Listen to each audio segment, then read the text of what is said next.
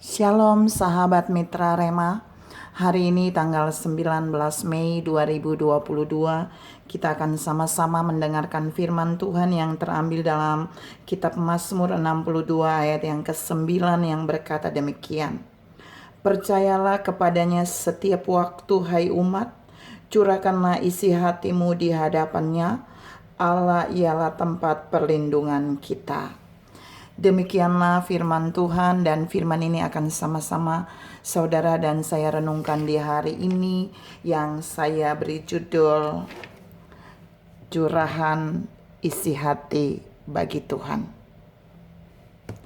Saudara yang saya kasihi dalam Tuhan Yesus Kristus, bagian ayat yang saya baca tadi adalah merupakan Mazmur dari Raja Daud. Dan di dalam ayat yang ke-9 tadi itu menunjukkan bagaimana Daud percaya kepada Allah dalam setiap waktu, dan Daud sering mencurahkan isi hatinya kepada Allah.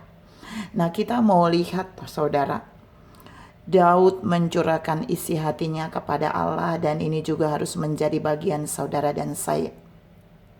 Sebelum saya masuk pada poin, saudara harus pahami bahwa jika seseorang mencurahkan isi hatinya pada pihak lain, maka itu berarti kedua orang itu memiliki hubungan yang sangat dekat. Dalam artian ada hubungan seorang sahabat. Ketika saudara dan saya memiliki seorang sahabat yang bisa mendengarkan kita dalam satu persoalan, pergumulan, dan masalah, kita akan menjadikan dia tempat curahan hati kita.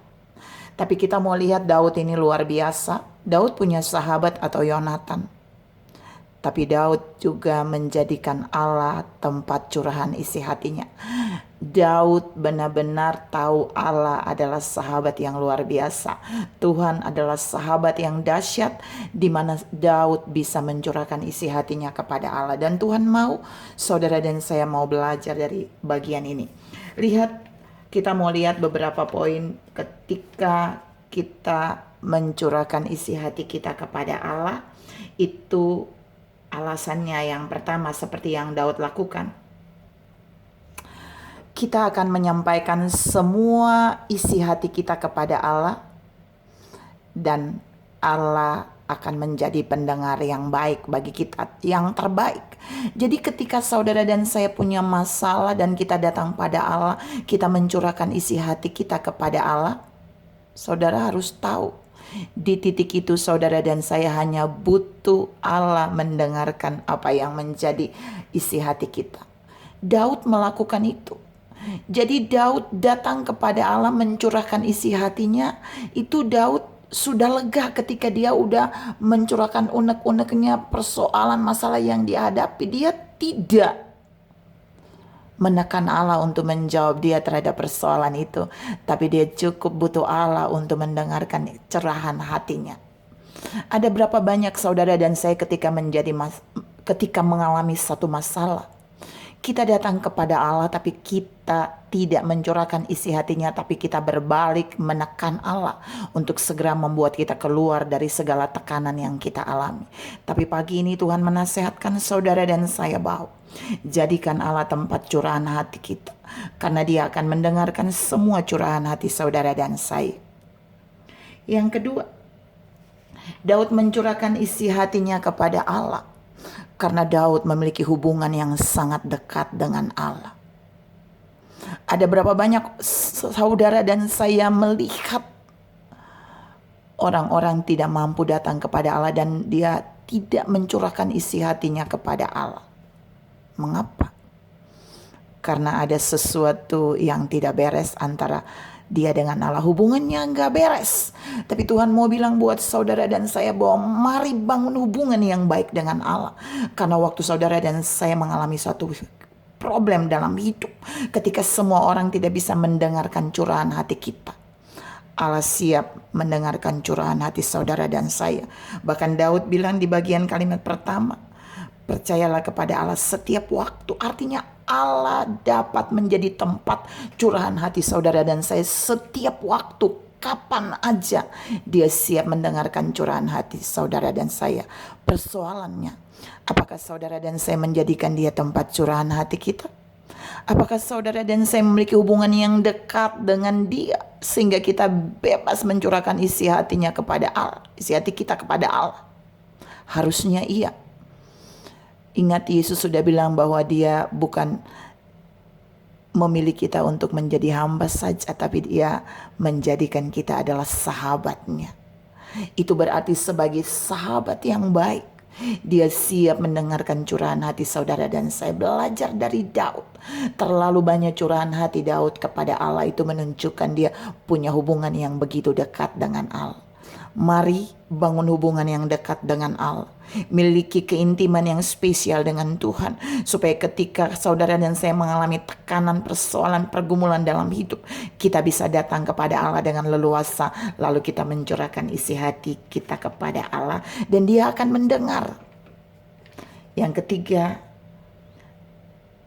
yang terakhir, Daud mencurahkan isi hatinya kepada Allah. Itu membuat Daud menjadi tenang. Saudara, kalau baca topik Lembaga Alkitab memberikan judul pada topik Mazmur 62 ini adalah perasaan tenang dekat Allah. Artinya Daud datang kepada Allah, dia mencurahkan isi hatinya, dia tidak butuh, dia tidak menekan Allah, dia tidak merongrong Allah untuk terus menjawab bla bla bla bla. No. Tapi dia tahu ketika dia mencurahkan isi hatinya kepada Allah, dia akan mengalami perasaan tenang. Dia akan tenang, dia akan damai sekalipun persoalan, pergumulan, tantangannya belum diresponi oleh Allah. Saudara yang saya kasihi dalam Tuhan Yesus Kristus, ada berapa banyak saudara dan saya mengalami ketidaktenangan ketika masalah datang? Ada berapa banyak kita menjadi orang-orang yang gelisah, khawatir, panik, takut ketika persoalan datang, ketika kita hidup di dalam dosa, ketika kita mengalami hal-hal yang menekan kita. Tapi ada berapa banyak kita mengambil sikap untuk datang kepada Allah dan mencurahkan isi hati kita kepada Allah? Tuhan mau saudara dan saya menangkap poin yang terakhir ini juga. Waktu kita merasa tidak tenang ketika persoalan, pergumulan, tantangan datang, mari mendekat dan curahkan isi hatimu kepada Allah. Karena waktu kita mencurahkan isi hati kita kepada Allah, kita akan mengalami seperti Daud alami, mengalami perasaan yang tenang. Mengapa? Karena kita tetap dekat dengan dia. Waktu kita mencurahkan isi hatinya, isi hati kita kepadanya, kita sedang mengambil tindakan mendekat kepada dia. Dan itu berarti waktu kita mendekat kepada Allah, kita akan dibuat Allah tenang, sekalipun Allah hanya menjadi pendengar ketika kita sedang mencurahkan isi hati kita kepada Allah. Saudara yang saya kasihi dalam Tuhan Yesus Kristus, apakah ketika kita mencurahkan isi hati kita kepada Allah, Allah tidak bertindak? Allah bertindak. Saudara boleh baca nanti di dalam kitab 1 Samuel 1 ayat yang ke-15, bagaimana Hana mencurahkan isi hati Hana kepada Allah bertahun-tahun di bait Allah. Dan Allah menjawab Hana dengan waktu Allah yang dahsyat. Saudara juga bisa baca di dalam kitab Peratapan 2 ayat 19. Bagaimana Yeremia bangun pagi-pagi dan dia mengerang, dia menangisi, dia mencurahkan isi hatinya tentang bangsa, pada bangsa Israel zaman itu. Dan Allah memulihkan keadaan bangsa itu. Tuhan mau katakan buat saudara dan saya bahwa dia butuh orang-orang yang mencari dia, datang mencurahkan isi hati kepadanya. Karena dia akan memberikan perasaan tenang bagi saudara dan saya. Sekalipun masalah kita belum dijawab, sekalipun tantangan, persoalan kita belum mendapat terobosan. Tapi kita butuh ketenangan ketika kita mencurahkan isi hatinya kepada Allah. Tuhan memberkati saudara berlimpah. Salam mencurahkan isi hati kita kepada Allah. Amin.